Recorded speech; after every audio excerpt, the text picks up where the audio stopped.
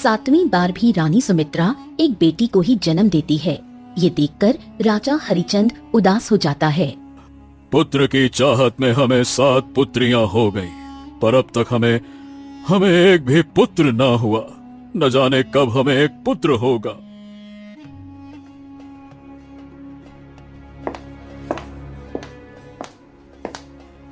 अरे ये क्यों हो रहा है हमारे साथ? हर बार पुत्र की चाहत करते करते हमें 7 पुत्रियां हो गई। क्या बात है महाराज, आप कुछ चिंतित दिखाई दे रहे हैं। हम चाहते थे कि इस बार रानी साहिबा एक पुत्र को जन्म दें जो हमारे इस वंश को आगे बढ़ा सके।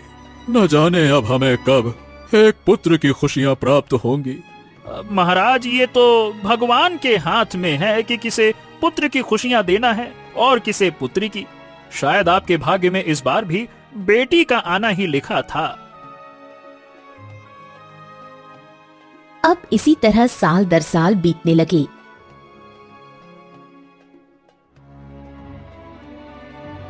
राजा की 7 राजकुमारियां बड़ी होने लगी, पर अब रानी सुमित्रा गर्भवती नहीं हो पा रही थी।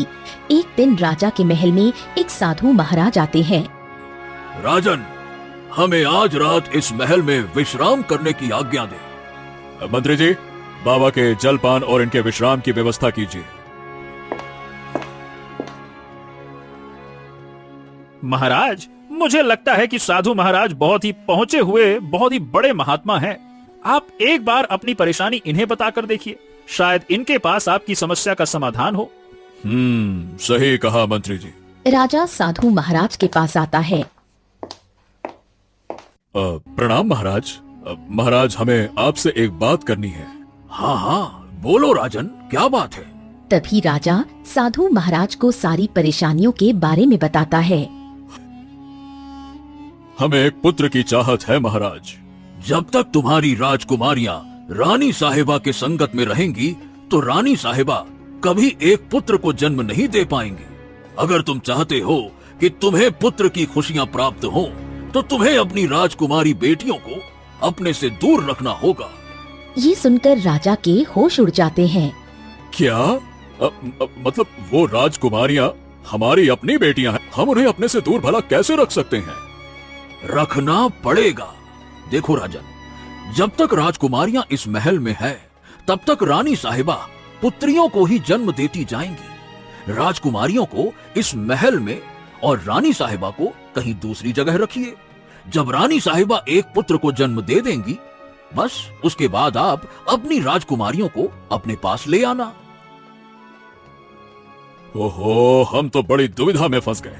तभी रानी राजा के पास आती है। क्या हुआ महाराज, क्या सोच रहे हैं आप? राजा रानी को सारी बात बताता है। क्या? नहीं नहीं महाराज, ये कतई नहीं हो सकता। हम राजकुमारियों को अपने से दूर नहीं होने देंगे। हम भी अपनी राजकुमारियों को अपने से दूर नहीं रखना चाहते, पर क्या करें, हमें करना होगा रानी साहिबा। हमारे इस राजवंश को आगे बढ़ाने के लिए हमें एक पुत्र की आवश्यकता है। नहीं, हम ऐसा कतई नहीं होने देंगे। हाँ, हम आपका दर्द समझते हैं, पर हम सदा के लिए राजकुमारियों को अपने से दूर नहीं कर रहे, बस कुछ समय की बात है। ठीक है महाराज, आपकी खुशियों के लिए हम अपनी राजकुमारियों को अपने से दूर करेंगे। हम अपनी राजकुमारियों को कभी भी दुखी नहीं होने देंगे, आप चिंता मत कीजिए। तभी राजा रानी अपनी 7 राजकुमारियों के पास आकर उन्हें समझाते हैं। ठीक है पिताश्री, पर आप हमें किसके पास छोड़ेंगे? इस संसार में वैसे केवल एक ही इंसान है जिस पर हम आंख बंद करके भरोसा करते हैं, और वो है हमारे बचपन के मित्र हरिया, जो पास के नगर में रहते हैं। हम तुम्हें उन्हीं के पास छोड़ेंगे। अगले दिन राजा रानी और 7 राजकुमारी बेटियों को लेकर दूर एक नगर में एक छोटे से घर में आता है,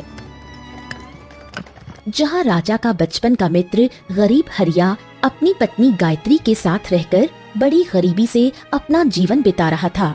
तभी राजा हरिया को सारी बात बताता है। हम आपकी राजकुमारियों का बहुत अच्छे से ख्याल रखेंगे। हमें पूरा विश्वास है हरिया कि तुम हमारी राजकुमारियों का बहुत अच्छे से भी ज्यादा अच्छे से ध्यान रखोगे। इसीलिए तो हम यहाँ आए हैं। हरिया और गायत्री की अपनी कोई संतान नहीं थी। तभी राजा हरिया को कई सारा धन और अपनी बेटियां देकर वहाँ से अपने नगर चला जाता है। रानी साहिबा, हमारे मित्र हरिया बहुत ही नेक दिल इंसान है। वो हमारी राजकुमारियों को अपनी संतान की तरह प्रेम देंगे। राजा रानी अपने महल में चले जाते हैं।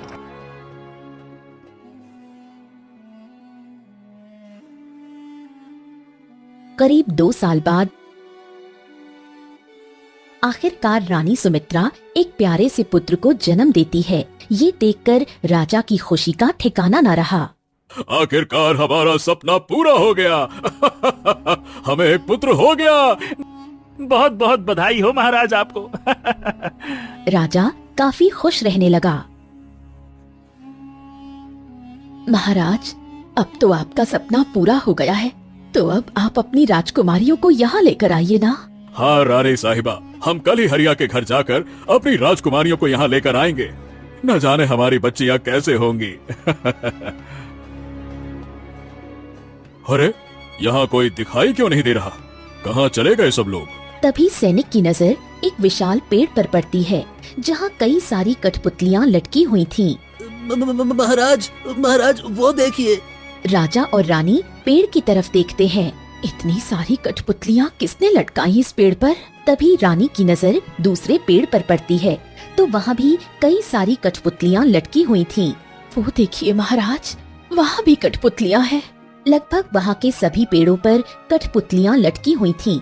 ये अनहोनी देखकर राजा और रानी आश्चर्य में पड़ गए। भोला, इस नगर के सारे निवासी कहाँ चले गए? और ये पेड़ों पर ये कठपुतलियाँ किसने लटकाई हैं? महाराज, पिछले महीने जब मैं राजकुमारियों के खैर खबर जानने के लिए आया था, तो तब तो ये कठपुतलियाँ यहाँ पे नहीं थीं। राजा रानी हरिया के घर आते हैं तो घर का दरवाजा खुला था, पर घर में न गायत्री थी, न हरिया और न ही राजा की 7 राजकुमारी बेटियां। ये देखकर रानी की आंखें फटी की फटी रह जाती हैं। हमें कुछ गड़बड़ लग रही है महाराज, पूरा नगर खाली है, कहीं हमारी राजकुमारियों को। अरे नहीं रानी साहिबा, नहीं नहीं नहीं, हम अपनी राजकुमारियों को कुछ नहीं होने देंगे। भोला, तुरंत जाकर सारे सेनापति को लेकर यहाँ आओ, जाओ। भोला वहाँ से चला जाता है। थोड़े समय बाद भोला कई सारे सैनिक और महल के मंत्री के साथ वहाँ आता है। सेनापति, हमें हर हाल में हमारी राजकुमारियां चाहिए, मतलब चाहिए। इस नगर का, इस पूरे राज्य का कोना कोना छान मारिए और कैसे भी करके हमारी राजकुमारियों को ढूंढ निकालिए। जाइए। महाराज चलिए, हमें महल चलना चाहिए। ये इलाका आप दोनों के लिए सुरक्षित नहीं है, चलिए। हमने आपको मना भी किया था महाराज कि हमारी राजकुमारियों को हमसे दूर मत कीजिए। कहाँ चली गई हमारी राजकुमारियाँ? महाराज, अब तो अंधेरा भी होने वाला है, अब तो चलिए ना महाराज, सेनापति राजकुमारियों को ढूंढ लेंगे। राजा, मंत्री और रानी के साथ कुछ सैनिक भी थे। तभी राजा बग्गी में बैठकर वहाँ से जाने लगा और उसके पीछे कुछ सैनिक घोड़े पर सवार होकर चल रहे थे। तभी पेड़ से एक कठपुतली सैनिक के सामने आकर गिर जाती है। उसे देखकर सैनिक अपना घोड़ा रोक देता है। ये कठपुतली यहाँ कैसे आई? तभी वो कठपुतली अचानक से हवा में उड़ने लगती है और वो उस सैनिक पर हमला कर देती है। सैनिक की आवाज सुनकर राजा और सब रुक जाते हैं और पीछे मुड़कर देखते हैं तो वहाँ वो सैनिक और उसका घोड़ा नहीं था। अरे क्या हो गया मंत्री जी? ये आवाज किसकी थी? पता नहीं महाराज, पर यहाँ तो कोई दिखाई भी नहीं दे रहा। तभी राजा और सब वहाँ से चले जाते हैं। रात के समय राजा और सब महल में थे। तभी सारे सैनिक वहाँ आते हैं। हमारी राजकुमारियों का कुछ पता चला? हमने इस राज्य का कोना कोना छान मारा, न राजकुमारियों का पता चला, न वहाँ के नगर वासियों का। पता नहीं कहाँ चली गई हमारी राजकुमारियाँ। राजा और सब काफी परेशान हो रहे थे कि अचानक राजकुमारियाँ और नगरवासी कहाँ गायब हो गए। अगले दिन राजा फिर से कई सारे सैनिकों के साथ हरिया के नगर में आता है। तभी अचानक पेड़ पर लटकी एक कठपुतली सैनिकों के ऊपर गिर जाती है। अब कठपुतली जिस जिस सैनिकों के ऊपर गिरती है वो सारे सैनिक भी राजा की आंखों के सामने कठपुतलियां बनते जाते हैं। ये सैनिक कठपुतली कैसे बन गए? तभी वो कठपुतली राजा और मंत्री की ओर आने लगती है तो दोनों वहाँ से जैसे तैसे करके भाग जाते हैं और अपने नगर आकर अपने महल में आते हैं। अरे ये कैसे संभव है?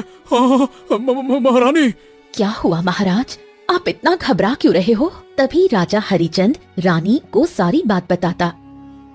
मंत्री जी, उस कठपुतली ने सारे सैनिकों को ये अपनी तरह कठपुतली कैसे बना दिया? आखिरकार ये कैसे संभव है? मुझे भी कुछ समझ नहीं आ रहा। महाराज, कहीं हमारी राजकुमारियां भी तो कठपुतली नहीं बन गई? अरे हमारी आंखों के सामने हमने जो देखा उसे देखकर तो ऐसा ही लग रहा है कि सारे नगरवासी और हमारी राजकुमारियां कठपुतली ही बने हैं।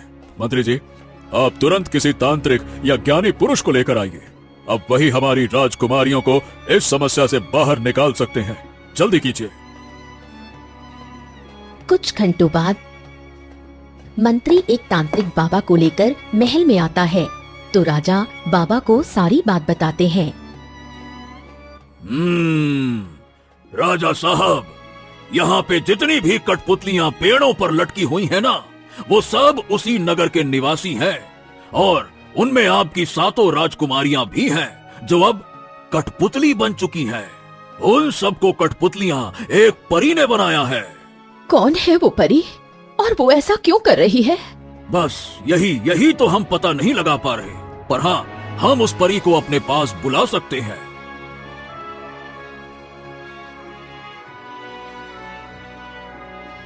हाँ, ये कठपुतली। कौन हो तुम और क्यों इंसानों को अपनी तरह कठपुतलियां बना रही हो? मेरे सामने आईना रखो। तभी उस कठपुतली के सामने आईना रखा जाता है तो उस आईने में एक सुंदर सी परी दिखाई देती है। ये तो परी है। मैं परी लोक की एक जादुई परी हूँ और मैंने ही उनको कठपुतलियाँ बनाया है।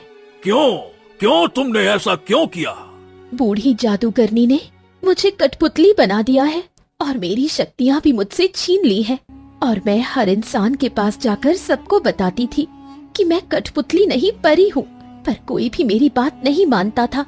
इसलिए मुझे सबको कठपुतलियाँ बनाना पड़ा ताकि इतनी कठपुतलियाँ देखकर किसी को तो मेरी सच्चाई पता चल सके और कोई मुझे फिर से परी बना सके। जादूगरनी? कौन जादूगरनी? वो जिसका जादू इस संसार में सबसे ज्यादा ताकतवर है। बात उन दिनों की है जब मैं परी लोक में थी। रानी माँ, आप दुखी मत होइए, हम आपको कुछ नहीं होने देंगे।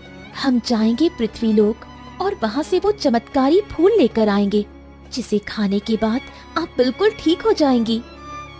खुशी, अगर तुम 2 महीने के अंदर वो फूल लेकर नहीं आई और अगर रानी माँ की मृत्यु हो गई तो हमारा पूरा परी लोक बर्बाद हो जाएगा। रानी परी बीमार थी और उसे एक ऐसे फूल की जरूरत थी जो पृथ्वी पर पाया जाता है। तभी खुशी परी लोक के अंतिम द्वार पर आती है।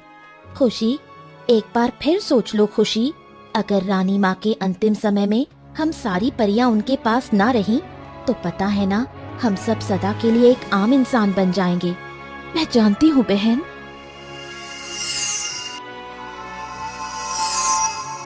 मुझे फूल मिल गया। अब रानी माँ को कुछ नहीं होगा। रानी माँ बहुत जल्द ठीक हो जाएंगी। खुशी परी एक जंगल में खड़ी थी। तभी सामने एक गुफा के अंदर से किसी के चीखने की आवाज आती है। कौन हो आप? मुझे यहाँ से बाहर निकालो। मैं बहुत बड़ी मुसीबत में हूँ। हाँ हाँ, आप चिंता मत कीजिए, मैं अभी आपको बाहर निकालती हूँ। हाँ, मेरी शक्ति इस पिंजरे पर काम क्यों नहीं कर रही? बेटा, यहाँ करीब आकर इस पिंजरे को खोलने की कोशिश करो।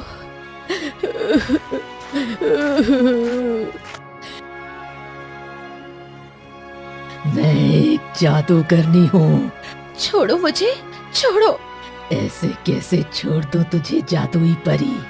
मैं सालों से इस पिंजरे में कैद थी और आज तेरी शक्तियों ने मुझे यहाँ से हमेशा के लिए आजाद कर दिया है। ये बूढ़ी महिला एक खतरनाक जादूगरनी है जो उस गुफा में कैद थी। तभी वो परी को एक कठपुतली बना देती है। अब मैं आजाद हूँ। तभी बूढ़ी जादूगरनी परी की जादुई छड़ी लेकर वहाँ से भाग जाती है। हाँ, अब मैं वापस अपने असली रूप में कैसे आऊँ? अगर मैं समय रहते परी लोक नहीं पहुँची तो रानी माँ की जान नहीं बच पाएगी। तभी खुशी परी उड़ते हुए पास के नगर में आती है। सुनो, मेरी सहायता करो। कोई भी उस परी की बात नहीं सुन रहा था।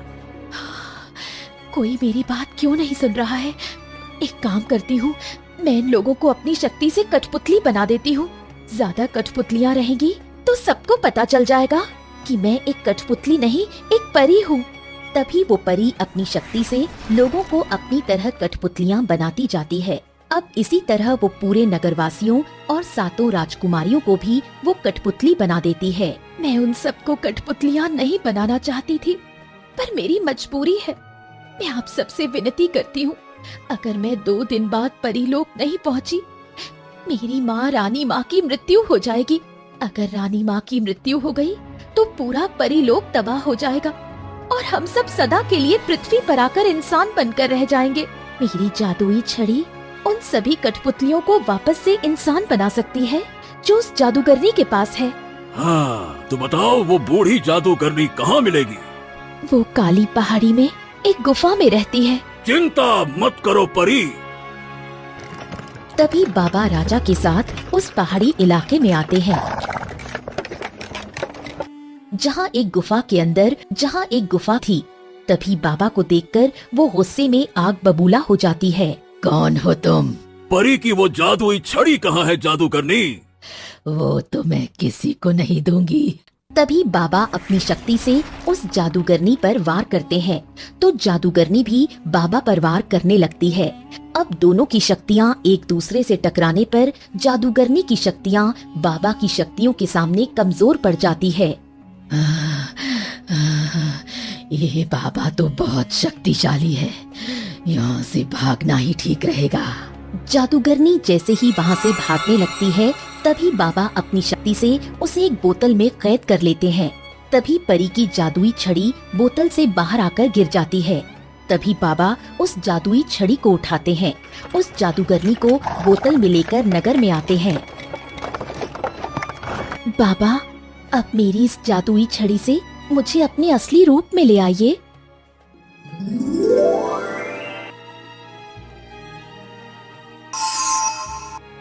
मैं आप सबसे क्षमा मांगती हूँ कि मेरी वजह से आप सबको इतना परेशान होना पड़ा। तभी जादुई परी वहाँ से गायब हो जाती है। उसके बाद राजा और रानी अपनी राजकुमारियों और अपने राजकुमार के साथ काफी खुश रहने लगे और खुशी खुशी अपना आगे का जीवन बिताने लगे।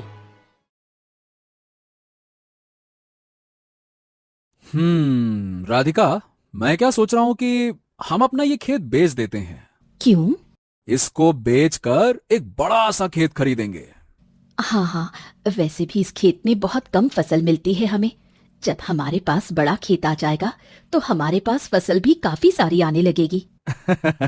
तो ठीक है, मैं आज ही खेत को बेच देता हूँ। दोनों अपने घर आते हैं। आनंद का घर बहुत ही बड़ा और आलीशान घर है। इस घर में केवल आनंद और उसकी पत्नी राधिका ही रहते हैं।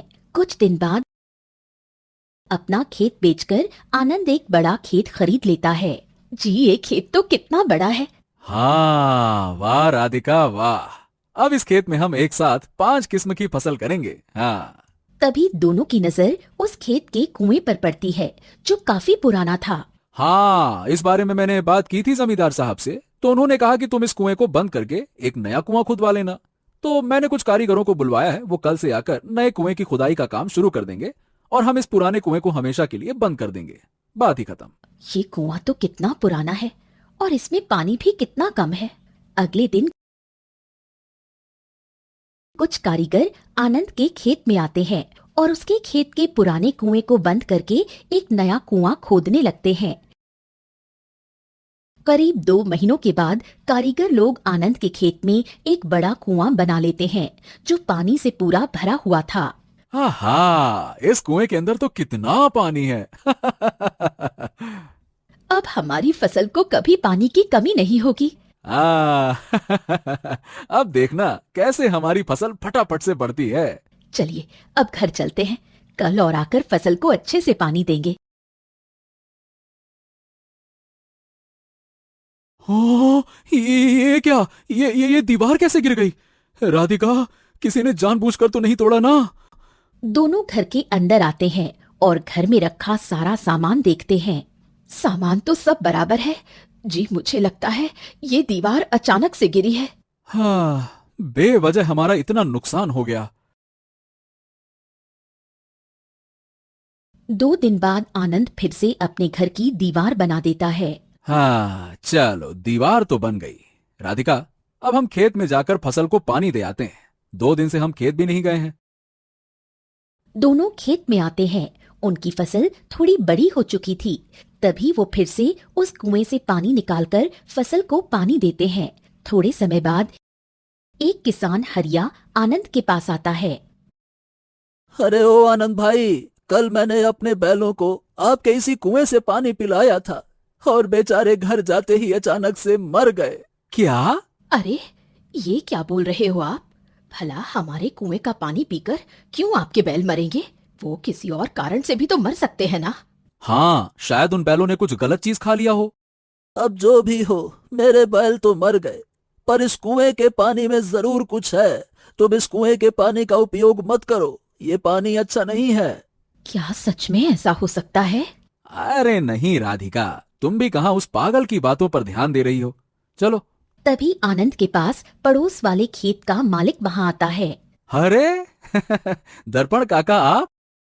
आनंद, 8 दिन से मेरी फसल को पानी नहीं मिल पाया। मेरे खेत का कुआं अचानक से सूख गया है। क्या मैं तेरे कुएं से थोड़ा पानी ले सकता हूँ? अरे हाँ हाँ काका जी, ये भी कोई पूछने वाली बात है। आपको जितना पानी चाहिए उतना ले जाइए।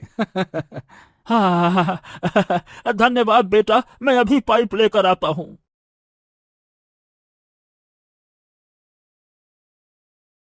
तभी दर्पण एक पाइप लेकर आता है और उस पाइप को आनंद के कुएं के अंदर डालकर अपने खेत में आकर अपनी फसल को पानी देने लगता है। थोड़े समय बाद दर्पण का खेत पानी से भर जाता है। अरे आनंद बेटा वो पाइप निकाल दे। हाँ, चलो, अच्छा हुआ जो फसल को इतना सारा पानी मिल गया। तभी अचानक दर्पण के खेत की हरी भरी सारी फसल सूखकर खराब हो जाती है। अरे ये मेरी फसल सूख कैसे गई? आनंद जी, वो देखिए, दर्पण काका की सारी फसल सूख कैसे गई? वही तो, अभी तो उनकी फसल एकदम हरी भरी थी। काका जी, आपकी फसल अचानक से सूख कैसे गई? मैं तो पूरी तरह से बर्बाद हो गया आनंद।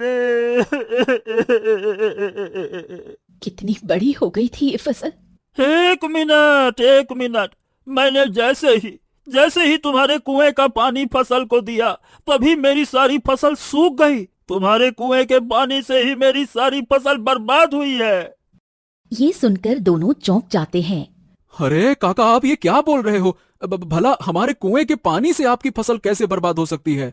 अरे जैसे ही तेरे कुएं का पानी इस फसल पर पड़ा, अचानक से सारी फसल खराब हो गई। तेरे कुएं का पानी ही है जो खराब है। ऐसा कैसे हो सकता है? हम तो रोज उसी कुएं का पानी अपनी फसल को भी दे रहे हैं, फिर हमारी फसल क्यों खराब नहीं हो रही? ये सुनकर दर्पण भी सोच में पड़ जाता है।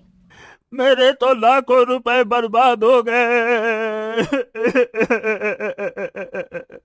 शाम का समय दोनों घर आते हैं और खाना खाकर अपने कमरे में जाते हैं। राधिका अलमारी खोलकर जैसे ही तिजोरी खोलती है तो अंदर काफी सारे पैसे रखे हुए थे। हाँ, हाँ। अरे क्या हुआ राधिका? मेरे सोने के जेवर कहाँ हैं? क्या? यही तिजोरी में तो रखे थे मैंने सोने के जेवर। अचानक कहाँ गायब हो गए सारे जेवर? अरे ठीक से देखो, तुमने कहीं यहाँ वहाँ रख दिए होंगे जेवर। देखो। दोनों अलमारी का हर हिस्सा कमरे का कोना कोना छान मारते हैं, पर उन्हें राधिका के जेवर कहीं नहीं मिलते। वो जेवर 5 लाख रुपए के थे जी। कहाँ चले गए मेरे सारे जेवर? ओहो, अचानक से तिजोरी के अंदर से जेवर कैसे गायब हो गए? हाँ, राधिका, हम खेत में जाकर फसल को पानी दे आते हैं, फिर जाकर मुखिया जी को सारी बात बताते हैं कि कैसे अचानक से हमारे घर से जेवर गायब हो गए। दोनों खेत में आकर कुएं का पानी फसल को देते हैं और नगर के मुखिया के पास आते हैं और उसे सारी बात बताते हैं। क्या बात कर रहे हो? लाखों रुपए के जेवर गायब हो गए? कैसे? वही तो नहीं पता मुखिया जी। अरे कहीं किसी ने तुम्हारे घर में चोरी तो नहीं की? नहीं मुखिया जी, अगर कोई जेवर चोरी करता तो तिजोरी में काफी सारे पैसे भी थे। चोर जेवर के साथ पैसे भी चुरा कर ले जाता। चोरी की गुंजाइश नहीं है मुखिया जी, क्योंकि ना अलमारी का ताला टूटा हुआ था, ना तिजोरी टूटी हुई थी, दोनों ही बंद पड़े थे। ये सुनकर मुखिया हैरत में पड़ जाता है। हाँ, ये तो बड़ा अनोखा और गंभीर मामला है आनंद। अरे भाई, अचानक से तुम्हारे घर से जेवर गायब कैसे हो सकते हैं? थोड़े समय बाद दोनों रास्ते से अपने घर की ओर जा रहे थे। आनंद जी, कहीं ये सब उस कुएं के कारण तो नहीं हो रहा जो हमारे खेत में है? ये क्या बोल रही हो राधिका? भला इन सब से उस कुएं का क्या संबंध? हमारे घर की दीवार गिर गई थी, फिर हरिया भाई के बैलों की मृत्यु हो गई, फिर दर्पण काका की भी फसल अचानक से खराब हो गई, और जब हम खेत में पानी देकर अपने घर आए तो हमारे जेवर अचानक से गायब हो गए। हाँ, हो सकता है, क्योंकि सारी घटना तो उसी कुएं की ओर इशारा कर रही है। वो कुआं जरूर कोई शापित कुआं है। जो भी उस कुएं के पानी का उपयोग कर रहा है, उसके साथ कुछ ना कुछ बुरा हो रहा है। हाँ हाँ हाँ हाँ, ये सब उसी कुएं के कारण हो रहा है। राधिका, कल हम राजा साहब के पास जाएंगे और उन्हें सारी बात बताएंगे। थोड़े समय बाद दोनों जब अपने घर आते हैं, पूरा घर खाली था। अरे, घर का सारा सामान कहाँ चला गया? अरे, घर में तो एक भी सामान नहीं है। दोनों पूरे घर को देखते हैं तो उनके घर का फर्नीचर, बिस्तर, सामान, बर्तन, गैस, कपड़े, बाल्टी, यहाँ तक कि झाड़ू भी सब कुछ गायब हो चुका था। घर में केवल दीवारों के सिवा कुछ न बचा था। ये देखकर दोनों खूब रोते हैं। हम तो लुट गए, बर्बाद हो गए। राधिका, हमें राजा साहब के पास जाना होगा, चलो। राधिका और आनंद पास के नगर में राजा सूर्यसेन के पास आते हैं। तभी आनंद राजा को सारी बात बताता है। क्या? ये कैसे संभव है? हम भी यही सोचकर परेशान है महाराज। ये तो काफी गंभीर मामला है। आनंद, हम उस कुएं को देखना चाहते हैं। तभी सब आनंद के खेत में उस रहस्यमयी कुएं के पास आते हैं। वो कुआं जल से पूरा भरा हुआ था। आखिर क्यों इसका जल उपयोग करने पर बुरा हो रहा है? मंत्री जी, फौरन एक जानवर लेकर आइए। थोड़े समय बाद मंत्री एक भैंस के बच्चे को लेकर वहां आता है। अब इस बच्चे को कुएं का पानी पिलवाइए।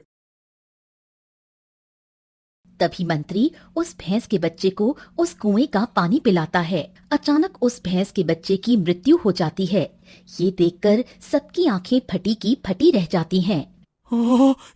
ये भैंसे का बच्चा तो मर गया महाराज। ये कैसे संभव है? कोई इस कुएं का पानी पीकर मर कैसे सकता है? मंत्री जी, तुरंत जाकर तांत्रिक बाबा को ले आइए। जाइए।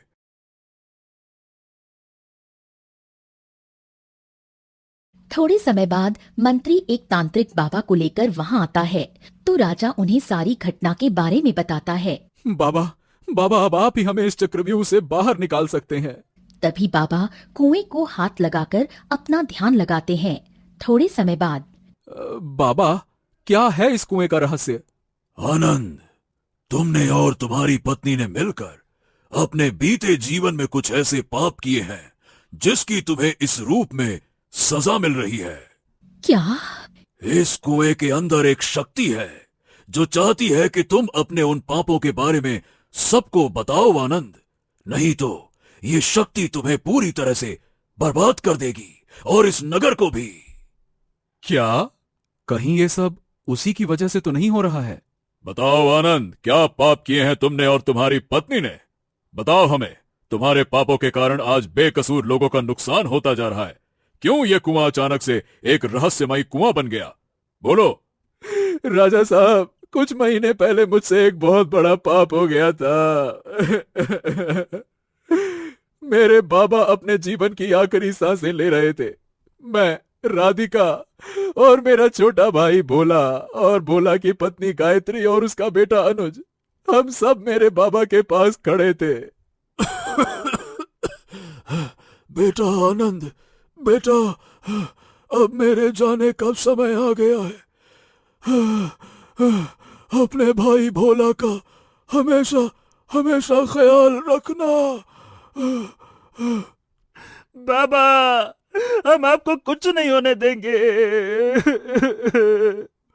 मेरे मेरे बच्चे भोला, तू हमेशा मेरा सबसे छोटा खेत मांगता था ना, वो खेत मैं तुझे दे रहा हूं बेटा। उसमें उसमें अच्छे से फसल उगाना। और बड़ा खेत आनंद मैं तुझे देता। इतना कहते ही मदनलाल की मृत्यु हो जाती है। अपने पिता की मौत देखकर आनंद और उसका छोटा भाई भोला खूब रोने लगते हैं। कुछ दिन बाद आनंद के परिवार में उसकी पत्नी राधिका, छोटा भाई भोला, भोला की पत्नी और बेटा गायत्री, अनुज, ये सब थे। दोनों भाई अपने पिता के बड़े से घर में रहते थे। हाँ भाई, आज से आप अपना बड़ा खेत संभालिए और मैं भी अपने छोटे से खेत में खेती करूंगा। आनंद और भोला मदनलाल के साथ अपने खेतों में खेती करते थे। तभी भोला अपने खेत में आकर खेती करने लगा। एक दिन आनंद के खेत का कुआं अचानक से सूख जाता है। ओहो, ये कुआं कैसे सूख गया? अगर मेरी फसल को पानी नहीं मिला तो मेरी फसल तो पूरी तरह से बर्बाद हो जाएगी। अब क्या करूं? हैं? भोला के कुएं में तो कितना सारा पानी है।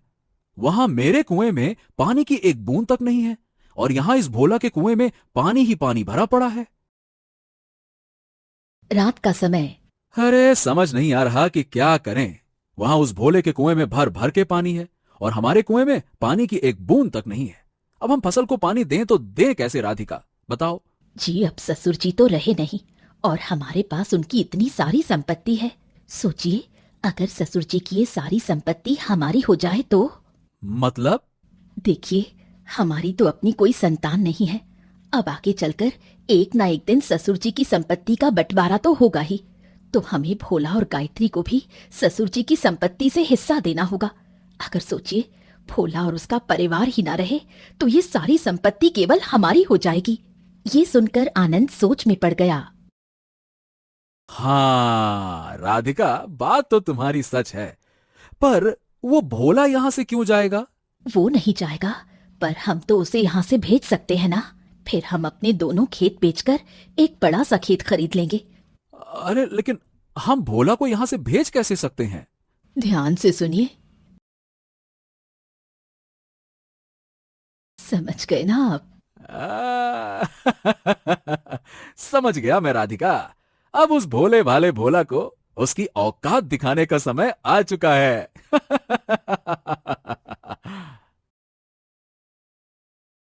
अगले दिन सब घर में थे। ए भोला, आज ना हम सब मिलकर खेत में जाते हैं और हम दोपहर का खाना भी वहीं खेत में बनाकर खाएंगे। क्या कहता है? हाँ, ये तो बहुत अच्छी बात है भाई।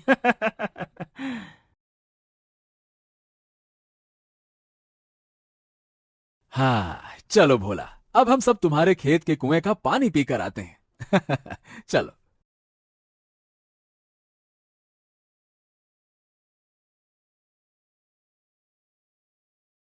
भोला जी, बाबा, भोला जी। अरे कोई बचाओ भोला जी को। बाबा कहाँ हो आप? बाबा। ये क्या किया आपने जेठ जी? आपने भोला जी को कुएं में क्यों धकेल दिया? क्या कहा? आनंद जी ने धकेल दिया देवर जी को कुएं में? अरे तुमने धकेला है देवर जी को कुएं के अंदर। हम दोनों तो अपने खेत में थे। क्या? क्यों झूठ बोल रही हो आप जेठानी जी? हमने खुद देखा है कि जेठ जी ने ही धकेला है भोला जी को। अरे आओ आओ गांव वालों आओ, अरे देखो देखो, इस गायत्री ने मेरे भाई को कुएं में धकेल के मार दिया। आनंद की आवाज सुनकर वहां कई सारे लोग आ जाते हैं। भोला की मृत्यु हो चुकी थी। अरे क्या क्या क्या हुआ आनंद भाई? अरे मैं और राधिका अपने खेत में काम कर रहे थे, तभी हमने देखा कि इस गायत्री ने मेरे भाई को कुएं में धकेल कर मार दिया। नहीं नहीं, मैंने नहीं मारा भोला जी को, वो तो जेठ जी। अरे रोज रोज तू देवर जी से लड़ाई करती थी, उन्हें इतना परेशान करती थी, और आज तो तूने उन्हें जान से ही मार दिया गायत्री। ये सुनकर सबके होश उड़ जाते हैं। क्या गायत्री ने भोला को जान से मार दिया? अरे मारो गायत्री को, मारो। माँ भागो यहाँ से, भागो। भोला जी, ये क्या हो गया भगवान जी?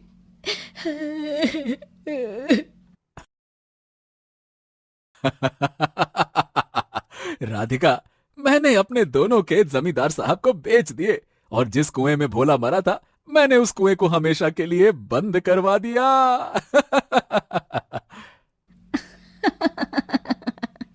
देखा मेरा उपाय, सांप भी मर गया और लाठी भी नहीं टूटी। हाँ राधिका, अब बहुत जल्द हम एक बड़ा खेत खरीद लेंगे। क्या तुमने अपने ही भाई को संपत्ति के लिए जान से मारकर उसके खून का आरोप गायत्री पर लगा दिया? और अब भोला की आत्मा ही इस कुएं में प्रवेश करके तुम दोनों को बर्बाद करती जा रही है। अरे बाबा, हमसे गलती हो गई, हमको बचा लीजिए बाबा। तुमने अपने भाई का हक मारा है आनंद। अगर तुम इस बर्बादी से बचना चाहते हो तो भोला के हिस्से की संपत्ति गायत्री और अनुज को दे दो, वरना हम अपना सब कुछ गायत्री को दे देंगे, बस हमें बचा लीजिए बाबा। उसके बाद दोनों गांव के बाहर गायत्री के पास आते हैं और उसे अपनी आधी संपत्ति देकर उस गांव को छोड़कर हमेशा के लिए चले जाते हैं। जिसके बाद गायत्री उस खेत में खेती करके खुशी खुशी अपने बेटे के साथ अपना जीवन बिताती है।